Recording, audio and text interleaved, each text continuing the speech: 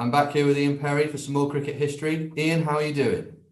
I'm very well, thanks. How about yourself? I'm good. Fantastic to see you. And what have you You got too. for us this week? I think we've got a little bit on the origins of cricket and how it first started. Yeah, so I wanted to just kind of pick up some of the starting the early moments in cricket because I think there's there's a lot of romance and a lot of mystery to most sports, and I think there's some quite touching moments in this. And when you go back to its basics, of course, all ball sports are about hitting a ball or kicking a ball, and all of those where you're hitting a ball on the ground with a bat have all got probably pretty much the same origin. Um, it's a very human instinct, isn't it? You see a choice-looking stone on the ground. If you've got a stick in your hand or just a pair of shoes on, then it's an instinct to just give it a clip. And inevitably, of course, all of this means that it's very difficult to actually point to any one particular moment and say this was the start of cricket.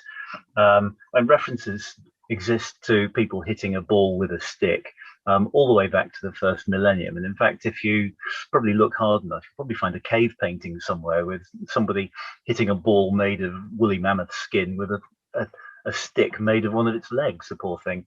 I like that. So It's a challenge out there then to our viewers. If someone can, if someone, if there's someone that understands about prehistoric times, if there is an image of that, we'd love to see it.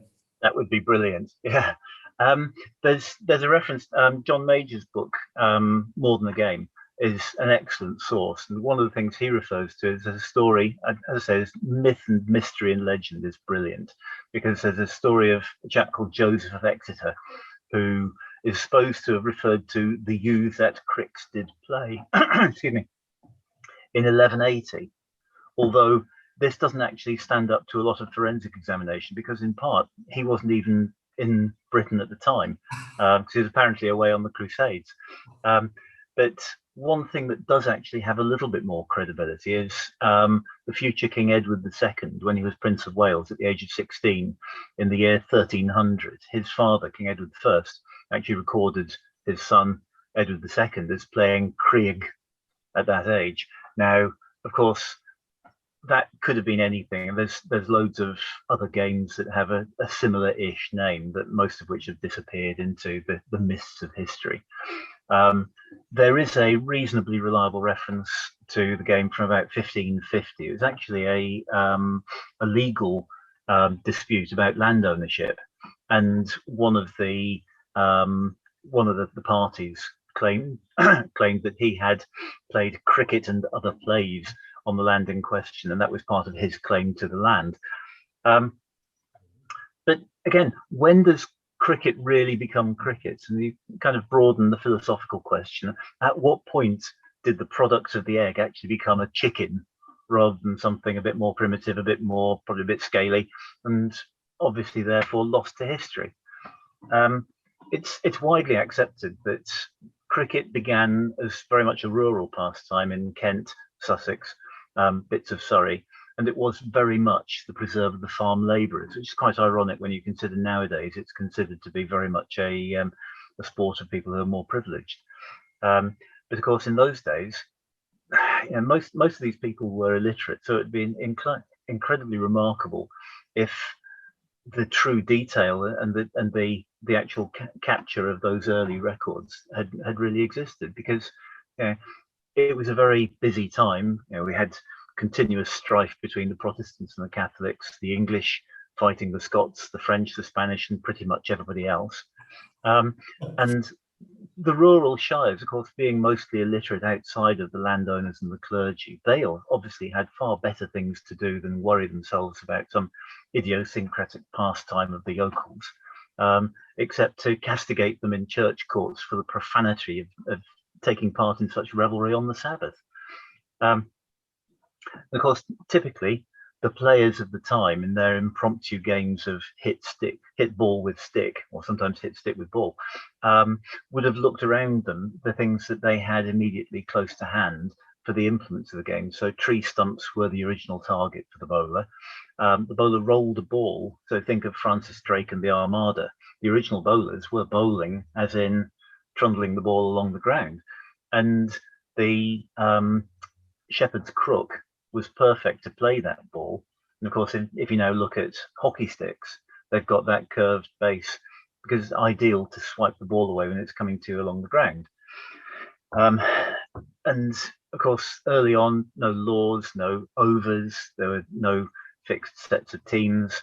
The only obvious way of dismissal was for the ball to hit the stump. And of course, you then get all these wonderful arguments. Yes, it hit it. No, it didn't. Yes, it hit. And of course, many early games ended up in riots, fights, and quite often in the assizes for murder. But of course, this particular bone of contention then led to the advent of the wicket, which of course is called that because it resembled a gate, so that it could be demolished because of course the bail would fall off, and so you could then prove that it had actually been hit by the ball. Just on that, Ian, sorry to come in there. So yeah. Are the stumps called the stumps because it started off as a tree stump? That's the popular and very intuitive interpretation. Yeah, the original target would have been a tree stump.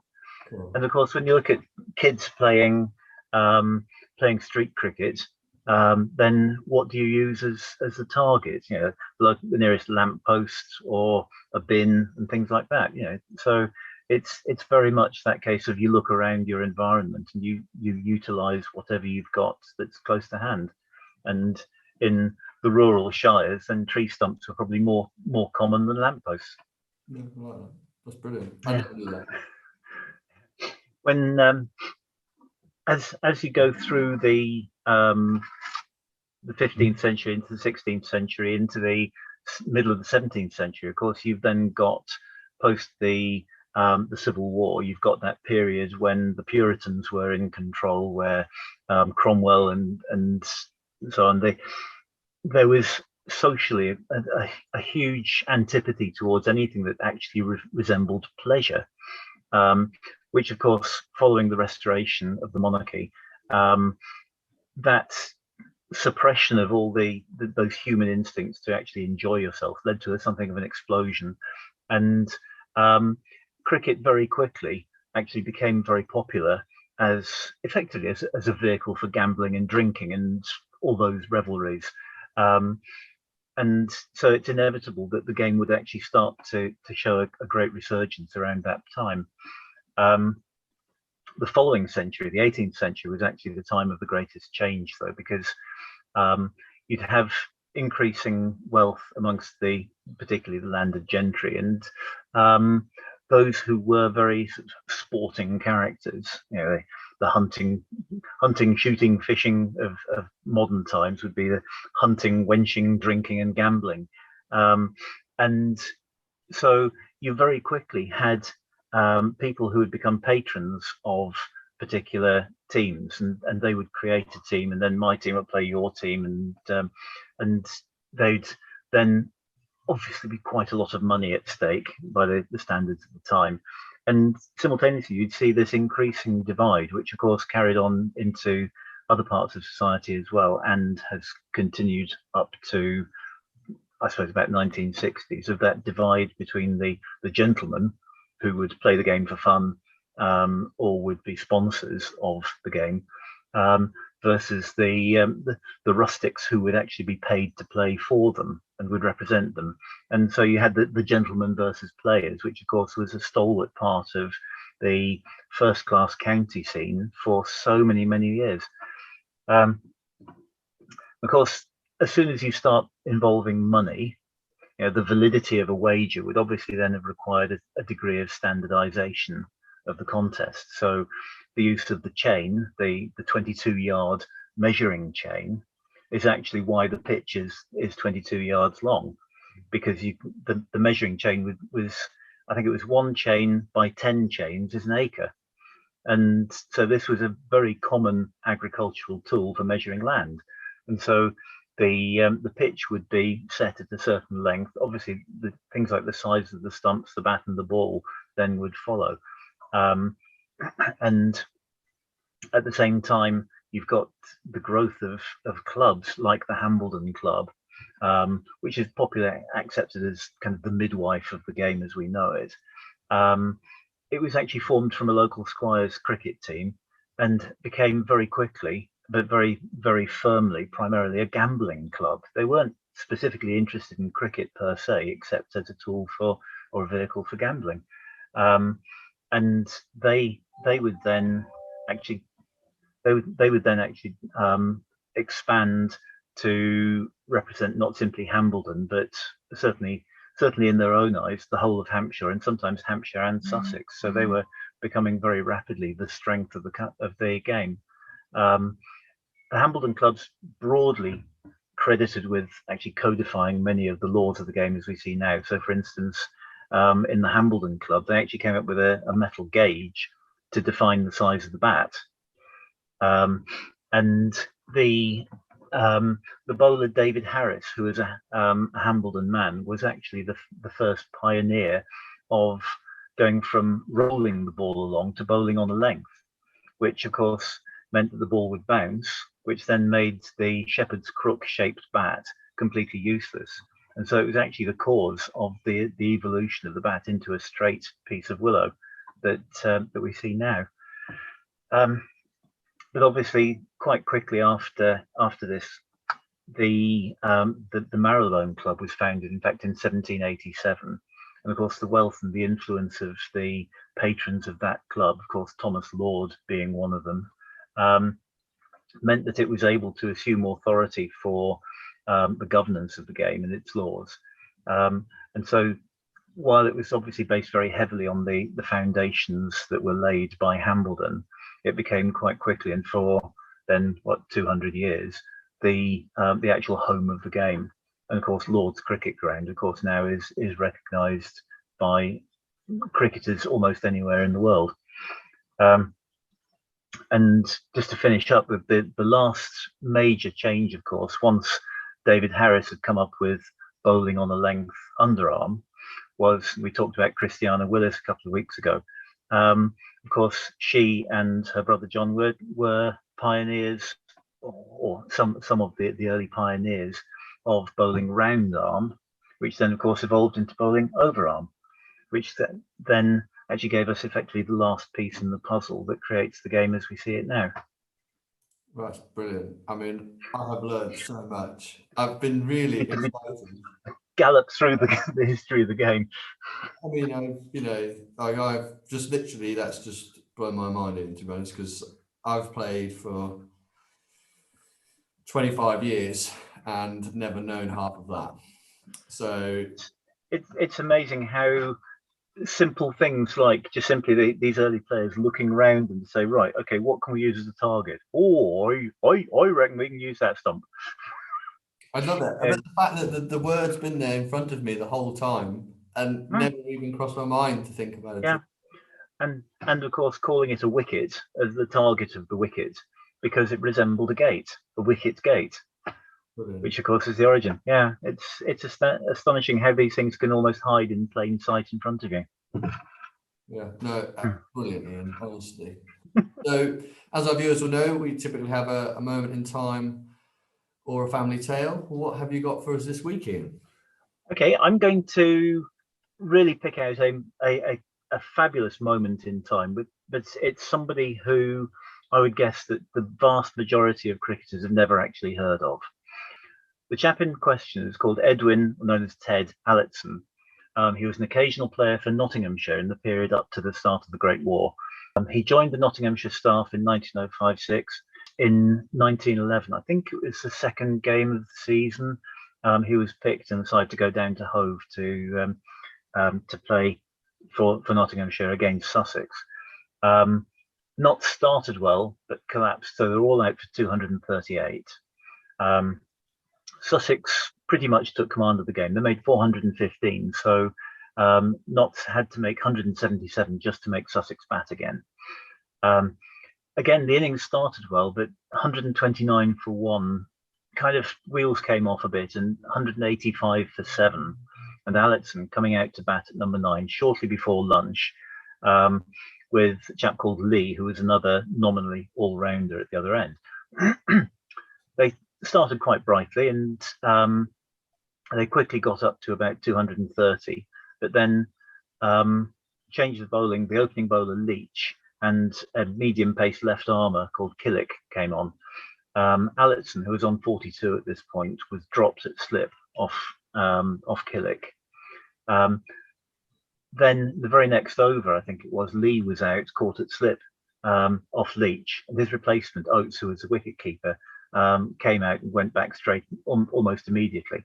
So lunch taken at this point. Nottinghamshire 9 down, score on 260. Allison by now on 48. And across lunch, he says to the skipper, "Well, what do you reckon?" The skipper said, "Well, I don't know. Doesn't really matter. Just do what you feel like." And so he said, "Right, in that case, I'm going to have a go. I'm going to have a go, and I'm going to have a go at Killick. I reckon I can get him." And what happened next was absolutely astounding. Riley, the number 11 batsman, then obviously came out, faced the next 4 balls of Leach's over, and of course, just think what could have been if he'd got out. Killick then on at the other end. Allison hit 2 fours in the over, which took him to his own 50. He took a single. Riley then accidentally took a single, so wrong end. But then off the next ball, which first ball Leach's next over, he was able to squeeze another single, so that got Allison back on the strike. Allison then went 2-4-2 and a single to steal the strike, and this was just warming up. Killick's next over, 22 runs, 2 straight sixes, 2 fours and a 2, which took the score up to the 300 mark. Riley stole 3 off the second ball of the next over, putting Allison back on strike. So against Leach now, he's on 88 by this time. Hit him absolutely straight back over his head, ruler straight for 6. Another 4 back over his head. Turned one around the corner for 3 to get to steal the strike and get to the other end. And that 3 also took him to his 100. It was his first 100 for the county. But he's now facing Killick again and took 11 off that one.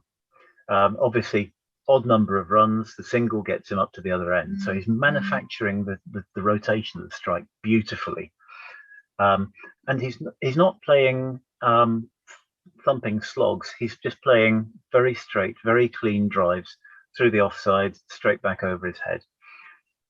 He hit Leach's next over for 6, 2 fours and another 3, taking 17 off that.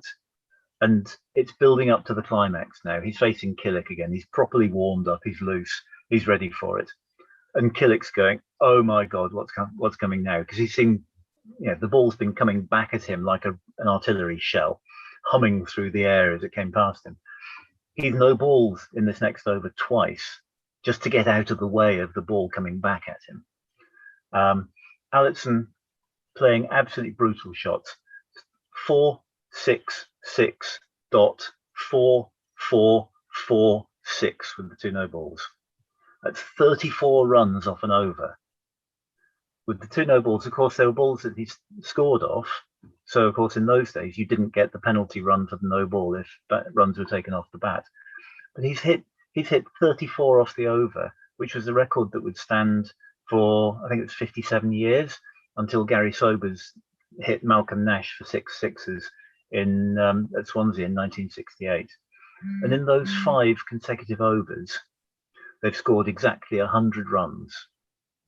Riley has faced 4 balls and scored 3 runs, and Allison has just done all the rest. And he's manufactured that rotation of the strike beautifully. It's the perfect example of how to shelter a tail ender and make hay.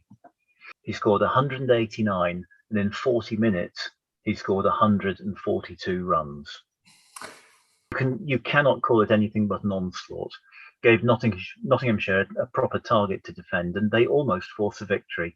By the close, Sussex 213 for 8, chasing 237, gave them the draw, but so close to being a complete turnaround, all built on that one innings from Allison. He never managed to sustain that level of aggression, that level of devastation again. He made a couple of quick 50s in other matches. He played a test trial but didn't really get any runs there. And his 7-year career, which was of course cut short by the Great War, was 179 innings with just that 1 century, and that really was, to finish, a moment in time. Great. No, thanks, Ian. That's brilliant. I love that. There's nothing better than being able to negotiate an innings with the tail. I'd say I've done it a couple of times. It's great. Ian, thank It's the you perfect. for this week. Great efforts on research Great stuff stuff. I never even knew about. So, you know, brilliant stuff, mate. And I look forward to catching up with you next week. I look forward to that. You take care.